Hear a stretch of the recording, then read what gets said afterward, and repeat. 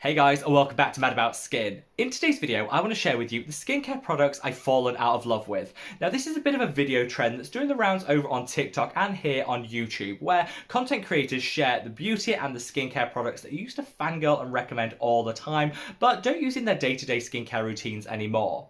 Lots of things do change over time. You know, our skin type can change, our budget changes, our preference when it comes to different brands also evolves. All of this plays into the products that we reach for in our daily routines, and these are the products that I used to recommend all the time, but maybe wouldn't do so in the same way today. I'm all about the transparency and been totally open with you guys, so I'm going to share with you the reasons why that's the case. Sit back, relax, let's talk the skincare products I no longer love. Now, before we get into this video, just a quick reminder to do all that YouTubey stuff if you haven't already. One of the best ways of supporting the channel is to reach down and give this video a thumbs up and a like. That's because there's a little thing called the YouTube algorithm whirring on in the background. The more likes a video gets, the more widely YouTube distributes it on its platform. So it's just a fantastic way of ensuring everybody on planet Earth is aware of our wonderful Mad About Skin community. I want to give a big thanks and a shout out to Abby Young, who's one of my favourite content creators here on YouTube. She's really the inspiration behind today's video. I've seen a lot of content creators create this style of video, and I was in two minds as to whether to duplicate it here on the channel.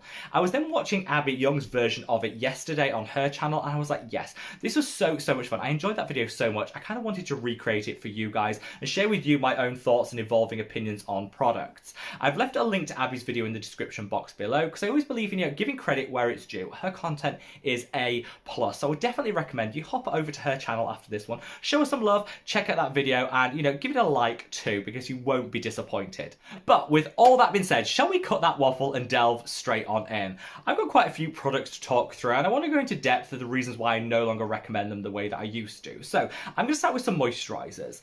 Let's kick off with this. This is the Blithe Pressed Serum in Crystal Ice Plant. Now, let's sound off in the comment section below. If you were around on the channel around 2 years ago and you remember me, and this was the only moisturizer I ever recommended and fangirled about, I loved it. Super lightweight, beautiful gel finish on the skin. You could keep it in the fridge for the additional cooling.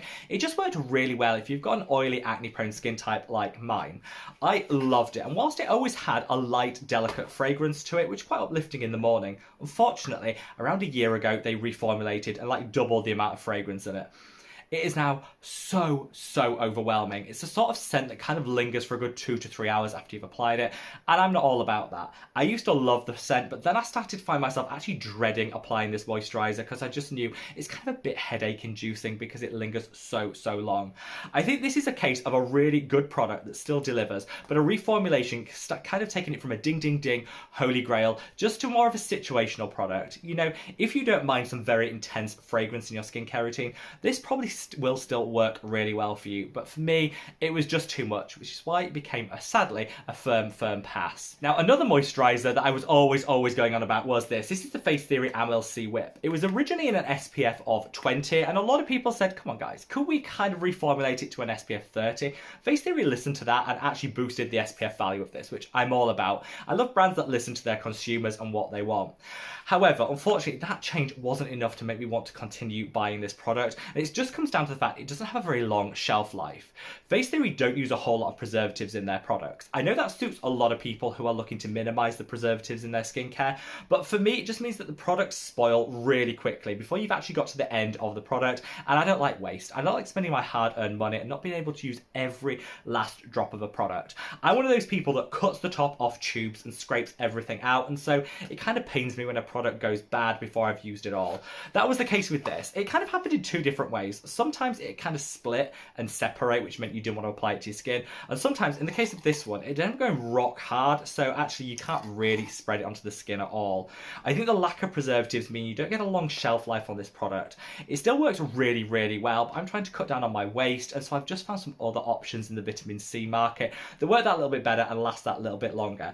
It's a shame because, you know, props to Face Theory for listening to feedback, and this is a good moisturizer and SPF in one, but just be aware you won't get that shelf life and longevity. Now, one product I was always recommending is The Ordinary Caffeine Eye Serum. Now, this is quite innovative when it was launched because there wasn't a lot of high potency caffeine serums for the eye actually available on the market. And people love this. You got that instant gratification. You put it on your under eyes, the puffiness, the discoloration, gone in an instant. And it worked really quickly. I kind of got a bit hooked on it. I loved the results I got, so I applied it every single day. And then I noticed my eyes were going really crusty and dry. They were really crepey in the under eye area. The fine lines and wrinkles were exacerbated. I was like, oh, kind of what's all this about? It took me a long time to work out. Actually, it's this caffeine eye serum which was triggering it.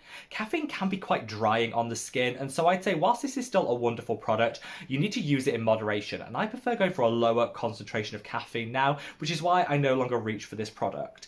I think as like a quick fix on a day where maybe you're having your photo taken, you're going to a nice meal, you want to look your glam best, this can really work in an instant, but using it on consecutive days will just dry out the under eye area and make everything look just that little bit crusty.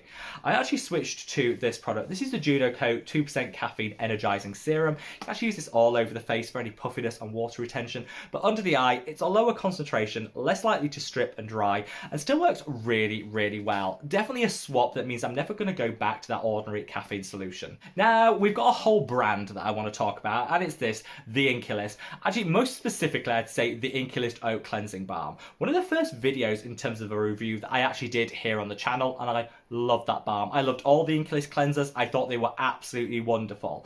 And then I think something happened in the background. I think there was a little bit of a reformulation, particularly of that oat cleansing balm, and suddenly it didn't work the same way. It kind of took a lot of effort to actually get it off the skin. It split and separated in the packaging after a really short period of time, which whilst you could shake it and kind of get it to work again, it wasn't the most pleasant experience.